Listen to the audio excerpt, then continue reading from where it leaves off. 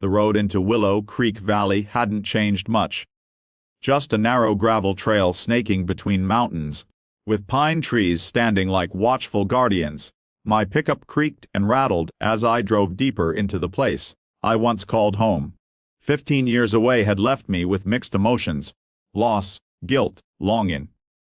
The cabin appeared at the edge of the creek, weathered but still standing strong, like a loyal friend waiting patiently. My grandfather built it with his bare hands, and when cancer took him, I couldn't bear to return. Until now. But the valley wasn't the same quiet refuge I remembered. A row of bright, painted mailboxes lined the entrance, a shiny HOA, Willow Creek Association sign planted into the ground like a flag of conquest. Houses dotted the hills, most of them modern builds with trimmed lawns that looked out of place in the wild valley. And then, there she was. A woman in her late 50s, hair stiff as a helmet, sunglasses reflecting judgment. Before she even spoke, she stormed toward me, clutching a thick binder against her chest. "You can't park there," she snapped, before I'd even killed the engine. "This is private property, subject to HOA regulation." I stepped out, boots crunching on gravel. "Mom, this is my grandfather's land. I'm just coming back home." "Oh," she snorted, flipping through her binder. "Your grandfather's cabin may have stood here once, but you'll find things have changed. We have community standards now.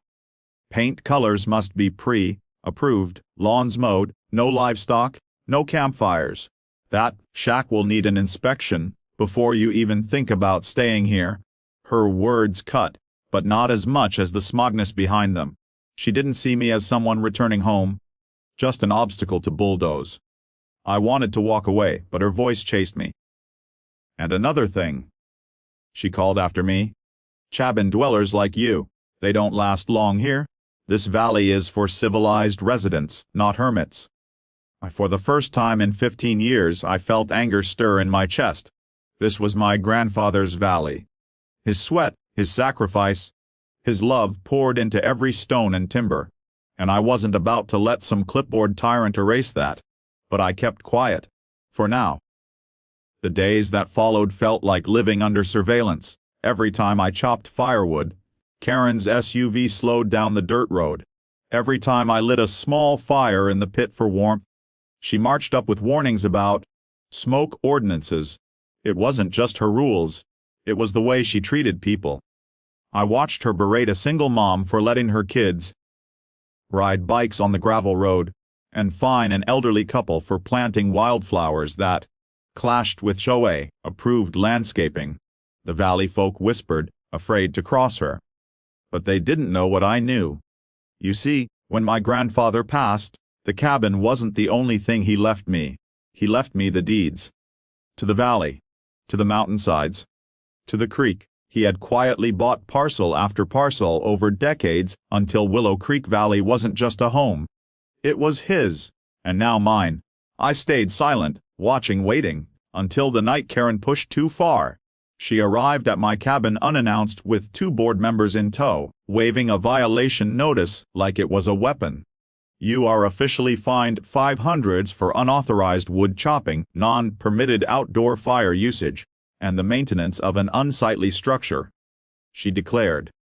The board members shifted uncomfortably, but said nothing. Something inside me broke. I took the paper, folded it slowly, and slipped it into my pocket. Then I looked her in the eye. "Karen, you've been treating this valley like your kingdom.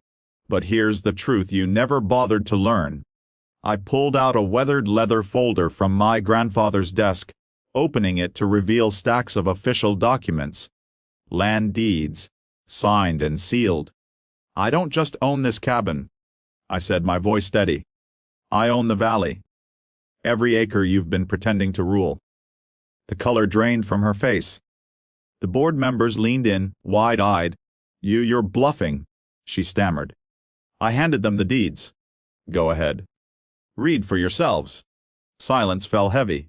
The only sound was the creek rushing outside. Finally, one board member whispered, "He's telling the truth." Karen's lips trembled, but no words came out.